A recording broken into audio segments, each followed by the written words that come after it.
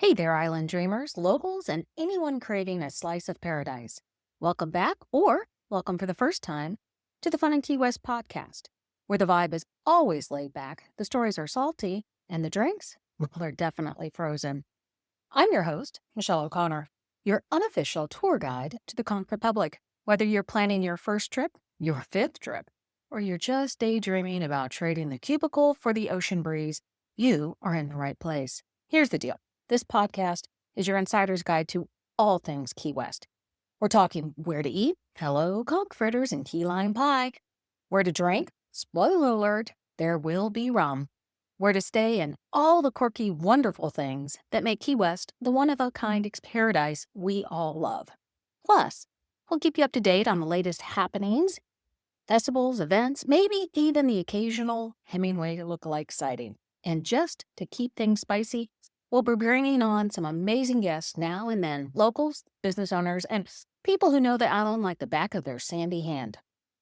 So grab your flip-flops, pour yourself a cold one, and let's escape to the island state of mind together, whether you're tuning in from your hammock or your commute, while wishing it was a hammock. We've got all the Key West goodness coming your way. Thanks for being here. It's going to be a lot of fun in Key West. Let's dive in. Hey there, Wanderlusters. Michelle here with Fun in Key West, and today we're answering the question I get all of the time. Hey, Michelle, how far is Tampa from Key West? Well, the answer depends on whether you're driving, flying, or channeling your inner cruise ship tourist. Today, we're breaking down all of the travel options from the epic 420-mile drive featuring jaw-dropping coastal views and quirky roadside stops, hello, Key Largo, to the breezy 1-hour flight where you can swap city skylines for island vibes in no time. And yes, there's even a way to make Key West a pit stop on your Caribbean cruise checklist. Whether you're planning a spontaneous getaway or dreaming up your next Florida road trip, this episode is packed with tips to help you hit the ground running or cruising. Buckle up or tray tables up, and let's get to wandering. Morning, everybody. I am Michelle with Fun in Key West, and welcome back to another episode of Wondering Wednesday. So today we're wandering, but we're also wondering. I've had people ask, so Michelle, how far is Tampa from Key West? I'm going to be in Camp Tampa, and I just want to pop down and see Key West. Well, the short answer, as the crow flies, it's about 270 miles. If you're driving, it's 420 miles. But if you're able to take a flight, it's a short hop. It's about an hour-ish flight from Tampa. So if you are in Tampa and you have a few extra days that you want to be able to explore Key West, it is absolutely doable. If you're driving, like I said, it's about 420 miles, and it can be a little bit of a long drive. Your standard route is you're going to take I-75 south through Fort Myers, and then you're going to go down to Key Largo, and then take the Overseas Highway, which is about 120 miles from Key Largo down. And it's going to be a beautiful scenic drive. You can take an alternative route and go through Marco Island and explore the west coast of Florida and see more of those coastal views if you want. We have gone through Fort Myers and stayed there and did a trip where then we explored Sanibel Island and all of that. So there's these little side ways that you can go if you wanted to spend a few days just exploring that side of Florida. Obviously, you can stop and, like I said, you could do Marco Island, you can do Fort Myers, you could do Sanibel Island, you can stop in Fort Lauderdale, you can stay in Key Largo so that it's not a full one-day trip.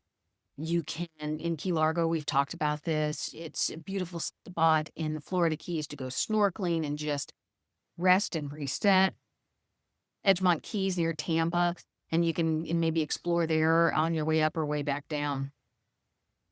But I don't want you to, if you're going to drive, unless it's just you've done it before and there's nothing left for you to see, plan for pit stops. Plan to stop and explore and see Florida, because as you start to drive south, the topography is going to change, the vibe is going to change, and you're going to be able to absorb and get all of those cool little funky nooks and crannies of Florida that we all love to explore. Figure out restaurants along your way that you want to try. I am a big fan of diners, drive-ins, and dives. And so if there are any along your way, you know that those are a place to stop and try out. Plan to hit your coffee spots because, you can't do a road trip without coffee. Anymore, I don't know if you actually need Wi-Fi and places to charge because, you can do all of that in your car. I never even deal with any of those kind of questions anymore because it's like, you can do it in your car. If you flew into Tampa, obviously you can rent a car at Tampa International Airport or places throughout Tampa. Make sure that you understand the concepts of what it is, figure out how you're going to handle tolls because you don't want to be surprised with any of those toll bills. I'll tell you what, we flew into Lauderdale one time, picked up a car. We were newbies. My mistake, I should have done my research, but we flew in, picked up the car, and as we're driving in, they asked us about the tolls. I'm like, "Oh, no, I'll take the toll thing that you've got." No, but we ended up with something like over $100 and some odd dollars in tolls, and I have no idea how we ended up with that many in tolls because we just drove from Fort Lauderdale to Key West and back. I don't know, it was all the surcharges and the add-ons and all of that. So be careful and know the fine print of the tolls if you're renting a car because you will be going through tolled roads unless you're going to go a really long route and try to avoid tolls. Like I said before, you can fly from Tampa to Key West. There are nonstop flights from Tampa International to Key West International. I think United does it, Silver, all of those have those little puddle jumpers that you can go. It's a great way to see the coastline from a different perspective, and it saves you a lot of time in driving if you're going to do that. You're going to have security, TSA, waiting time. So calculate all that in, and you're more than likely, my recommendation is always this. Just do carry-on. It's so much easier. You don't need all that stuff if you're going to Key West. There, I think, are still buses that go from Tampa to Key West, but that seems to me like a very, very long drive. I would prefer to rent a car, but that's my choice. But if that's something you want to explore, there are options. If you want to explore Key West as a cruise port stop, there are cruises that come out of Tampa and on their way down will stop in Key West for a few hours, 4, 6, 8 hours on their way to their destination, usually in the Caribbean or the Bahamas, and then they'll come but they usually stop on the way down and not the way. So that is another way that you can go from Tampa to Key West is if it's part of a cruise. Just plan your itinerary as best as you possibly can. Don't plan it down to like you do your work schedule where it's down to every 30 minutes.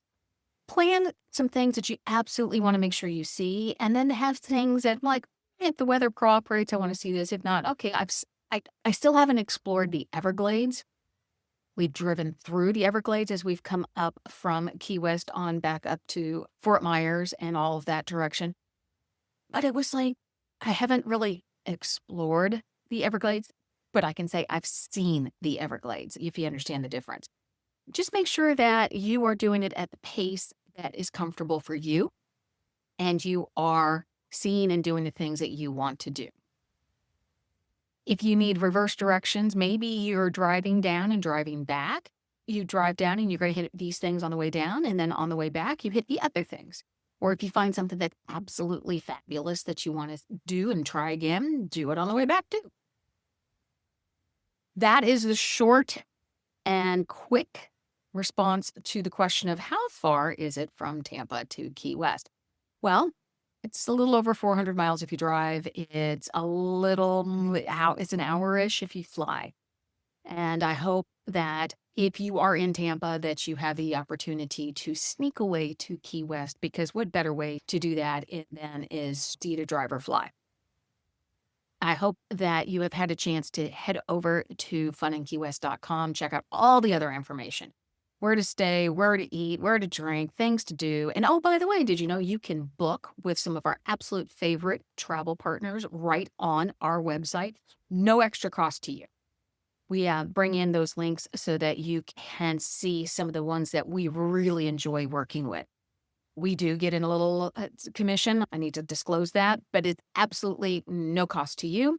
And as always, we appreciate all of the support that you guys have. Sign up for the newsletter, and that keeps you in the know. And as always, I appreciate you stopping by for another episode of Wandering Wednesday. You guys have a great one. Talk to you later. Thanks for hitting the road or runway with me today as we mapped out every possible way to get from Tampa to Key West. Whether you're daydreaming about a scenic road trip, a quick flight with killer coastal views, or hopping on a cruise for the ultimate vacation combo, one thing's for sure, getting to Key West is half of the adventure. Driving down, it's a 420-mile journey through changing landscapes, quirky towns, and that jaw-dropping overseas highway.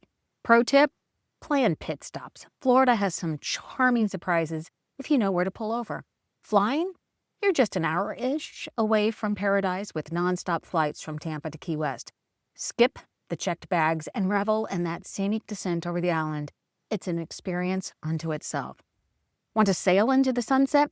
Tampa to Key West cruises give you a quick taste of island life during their port stops. Perfectly bite-sized Key West bliss. Feeling inspired? I've got even more travel tips, hidden gems, and resources to make your Tampa to Key West adventure seamless. It's all waiting for you over at FunInKeyWest.com. Seriously, it's like your ultimate cheat sheet for all things Key West. But you can also check out the show notes. Before I send you off into your travel daydreams, a quick but important reminder. Sign up for the Fun in Key West newsletter. Why? Because it's the easiest way to stay in the know about travel tips, must-see spots, and insider secrets. Plus, did I mention the happy hour recommendations? Game changer. Head over to FunInKeyWest.com and grab your VIP travel pass, also known as the newsletter subscription. And a few more things before you go. Like this episode if you're mentally starting to pack for Key West. Share it with your road trip buddy or anyone else ready for a tropical escape. And let me know what your favorite stop is along the way. Or tell me your must-do once you hit the island. Thank you for spending time with me today. Until next time, keep exploring, keep planning, and always keep it Key Westy.